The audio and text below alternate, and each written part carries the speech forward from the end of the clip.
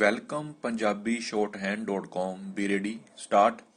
It is well settled that in respect of agriculture land or undeveloped land which has potential value for housing or commercial purposes, normally one third amount of compensation has to be deducted out of the amount of compensation payable on the acquired land, subject to certain variations depending on its nature, location, extent of expenditure involved for development and the area required for roads and other civic amenities to develop the land so as to make the plots for the residential or commercial purpose. Full stop.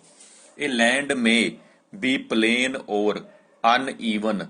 The soil of the land may be soft or hard, bearing on the foundation for the purpose of making construction. May be the land is situated in the mid of a developed area all around, but that land may have a hillock or may be low lying or may be having deep ditches. Full stop. So the amount of expenses that may be incurred in developing the area also varies. Full stop.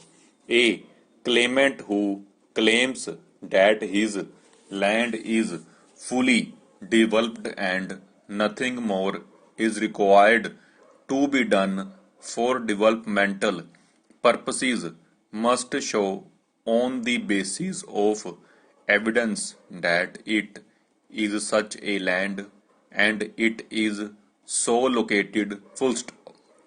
In the absence of such evidence, merely saying that area adjoining his land is developed area is not enough, particularly when the extent of the acquired land is large, and even if a small portion of the land is abutting the main road in the developed area does not give the land character of a developed area. Full stop.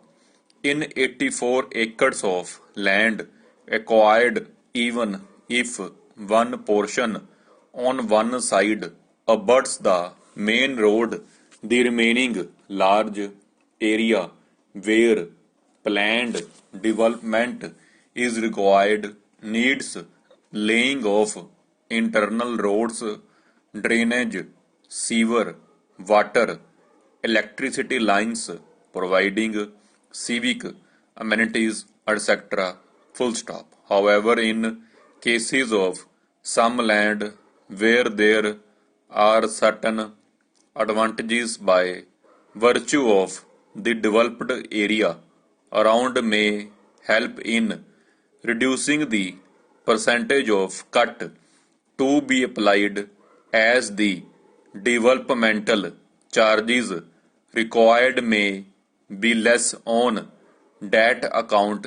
Full stop. There may be various factual factors which may have to be taken into consideration while applying the cut in payment of compensation towards developmental charges.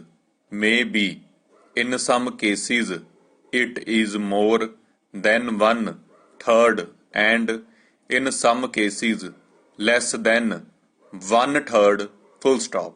It must be remembered that there is difference between a developed area and an area having potential value which is lower. Must